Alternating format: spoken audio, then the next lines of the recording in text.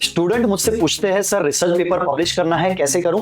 तो मैं उनसे पहला सवाल ये पूछता हूं कि रिसर्च पेपर पब्लिश क्यों करना है और कहां करना है वो पता है।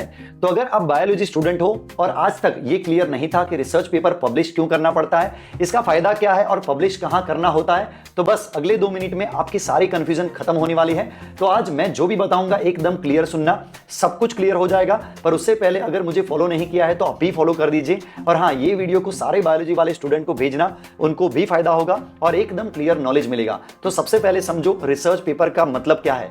तो ये आपका गंभीर एकेडमिक काम का सबूत है। ये दिखाता है कि आपने सिर्फ पढ़ाई नहीं की बल्कि रियल साइंटिफिक दुनिया में काम किया है, नया डेटा निकाला है और उसे दुनिया के साथ शेयर किया है। तो पहला सवाल आता है रिसर्च पेपर पब्लिश क्यों जरूरी है। तो नंबर 1, नॉलेज कंट्रीब्यूशन के लिए। आप दुनिया के साइंस में नई जानकारी जोड़ते हो, ये असली वैज्ञानिक होने की पहचान है। नंबर 2, आप स्किल बिल्डिंग कर पाते हो। इस प्रोसेस में आपको writing, data analysis, literature review, lab handling सब कुछ प्रोफेशनल लेवल पर सीखने को मिलता है। नंबर 3 है सीवी रिज्यूम में स्ट्रॉन्ग वैल्यू। एक पब्लिश्ड पेपर आपकी रिज्यूम को 5 गुना ताकतवर बना देता है। You look serious, dedicated and research oriented. Number 4 है हायर स्टडीज में डायरेक्ट बेनिफिट मिलता है। एमएससी, पीएचडी या विदेश में एप्लीकेशन, हर जगह में ये सबसे बड़ा प्लस पॉइंट माना जाता है। नंबर 5 है कॉम्पिटिटिव एग्जाम इंटरव्यूज में बेनिफिट।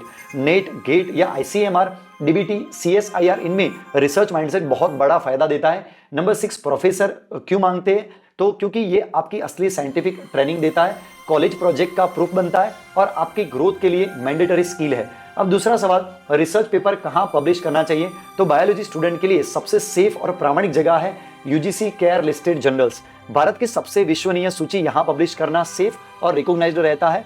नंबर 2 है Scopus index journals. International level पर सबसे ज्यादा एक्सेप्ट किए जाते हैं। अगर क्वालिटी स्ट्रांग है तो यही टारगेट करो। नंबर 3 है PubMed index journals, medical biology research के लिए गोल्ड स्टैंडर्ड है। नंबर 4 है कॉलेज यूनिवर्सिटी जर्नल्स। अगर बिगनर हो और पहली बार पब्लिश कर रहे हो तो ये बेस्ट स्टार्टिंग पॉइंट है। और हाँ, ये ध्यान रखें प्रेडेटरी फैक्ट जर्नल से हमेशा दूर रहो। जिनमें 24 आवर में पब्लिश कर देंगे लिखा हो, उनसे दूर रहो। अब तीसरा सवाल, बायोलॉजी स्टूडेंट को डायरेक्ट फायदे कौन से मिलते हैं। तो बेहतर इंटर्नशिप मिलती है, लैब में कॉन्फिडेंस बढ़ता है, स्ट्रॉन्ग एकेडमिक आइडेंटिटी मिलती है, पीएचडी गाइड आपको सीरियस रिसर्चर मानते हैं, करियर में लॉन्ग टर्म रिस्पेक्ट मिलती है। रिसर्च पेपर सिर्फ एक रिक्वायरमेंट नहीं है, आपकी प्रोफेशनल आइडेंटिटी का पहला स्टेप है। आज ये बात समझ लो, बायोलॉजी सिर्फ पढ़ने से नहीं रिसर्च करने से बनती है। आपका पहला रिसर्च पेपर आपकी जिंदगी में पहला साइंटिफिक फुटप्रिंट है और यहाँ आपको भीड़ से अलग पहचान देगा।